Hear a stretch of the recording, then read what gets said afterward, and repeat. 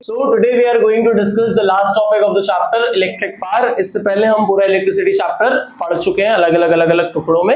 Last topic है electric power. तो generally जब हम पावर के बारे में बात करते हैं, पावर भी पढ़ते हैं बहुत सारे लोग इसे। इसमें जनरली पावर क्या होता है?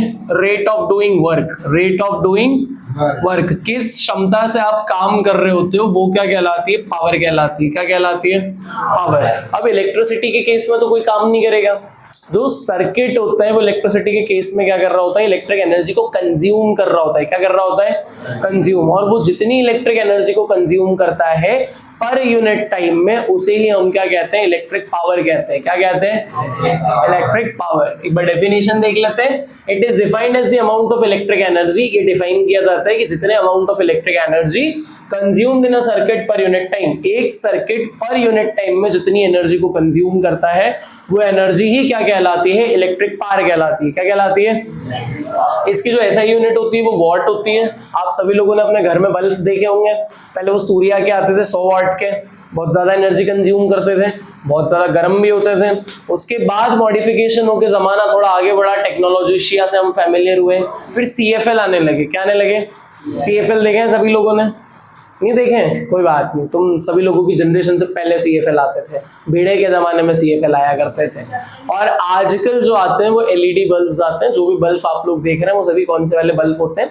LED बल्ब होते हैं। समय के साथ ही जो अपडेशन किए गए हैं उसका रीजन सिर्फ ये है कि वो उसके अंदर से इलेक्ट्रिक एनर्जी को थोड़ा क्या किया जा सके, कंजम्पशन को कम कर सके। वो बहुत ज्यादा लाइट कंज्यूम करने के बाद आपको लाइट दे रहा था, उजाला दे रहा था, और LED बल्ब कम एनर्जी कंज्यूम करके आपको क्या करते हैं? लाइट जो है वो देते हैं। इतना सभी लोगों को क्लियर है? पावर का जो फॉर्मूला होता है वो होता है W/T, amount of work done with respect to time. यहाँ पर जो W है मेरा, क्या है मेरा? W, वो किसके बराबर है? कोई बता सकता है? है क्या वो? P/T तो एक अलग विषय है। W है क्या? देखो यहाँ देखो, it is defined as the amount of electric energy consume. तो कंज्यूम क्या हो रही है? Electric energy. तो काम किसके ऊपर हो रहा है? इलेक्ट्रिक एनर्जी पे। किसके ऊपर हो रहा है? तो जो मेरा W है, वर्क डन है, वो किसके बराबर हो जाएगा बेटा? इलेक्ट्रिक एनर्जी के बराबर हो जाएगा। किसके बराबर हो जाएगा? Electric energy. और इलेक्ट्रिक एनर्जी का फॉर्मूला क्या होता है? What is the formula for electric energy? VQ। क्या फॉर्मूला होता है इसका? सीधा सा मतलब है कि W किसके बराबर हो जाएगा? VQ के बराबर हो जाएगा। किसके बराबर हो जाएगा?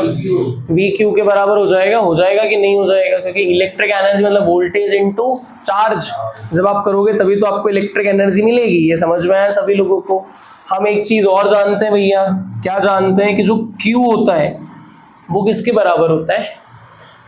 मैंने आप लोगों को करंट का फॉर्मूला पढ़ाया है। I = Q के अपॉन में T पढ़ा है हमने। ये यहां से अगर मैं Q डिराइव करूंगा तो Q किसके बराबर हो जाएगा? IT के बराबर हो जाएगा। अभी हम नीचे छोटा वाला T लेके चल रहे हैं, इसलिए हम भी छोटा वाला ले लेते हैं। तो Q किसके बराबर हो जाएगा? IT के।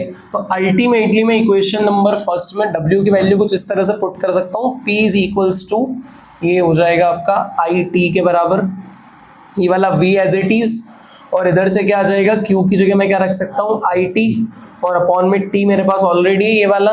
एक T से एक T क्या हो जाएगा? कैंसिल। इस हिसाब से मेरा जो पावर है वो किसके बराबर आ जाएगा? P = VI के बराबर आ जाएगा। P = VI। ये क्या होती है? आपकी इलेक्ट्रिक पावर होती है। क्या होती है? Electric power. ये समझ में आया?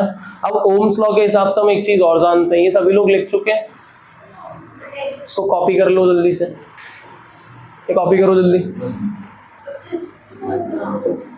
यहाँ पर P = VI हम लोगों का आ गया। एक चीज हम लोग जानते हैं। क्या जानते हैं भाई? Ohm's law. कौन से लॉ से भाई साहब? ओम्स लॉ से। ओम बाबा का लॉ क्या कहता है?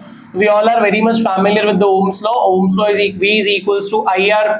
सो we are getting the value of V from here. हमारे पास यहाँ पर V है। P = VI। Will supposing it as equation number second. तो जनरली हम लोग क्या करेंगे? Put the value of V। Value put, किसकी वैल्यू पुट करेंगे? V की value of V in equation number second. कौन से इक्वेशन में पुट करेंगे? इक्वेशन नंबर सेकंड में जब हम लोग V की वैल्यू पुट करेंगे तो मेरा P किसके बराबर आ जाएगा? P = V की जगह मैं IR लिख दूं, और एक I ऑलरेडी है, तो यहां से P किसके बराबर आ जाएगा? I² R के बराबर आ जाएगा। किसके बराबर आ जाएगा? I² R के बराबर आ जाएगा। This is the final formula for your power. इतना सभी लोगों को क्लियर है? इसमें किसी को कोई समस्या, कोई हैरानी, कोई परेशानी है क्या? नहीं है? लिख लीजिए जल्दी से।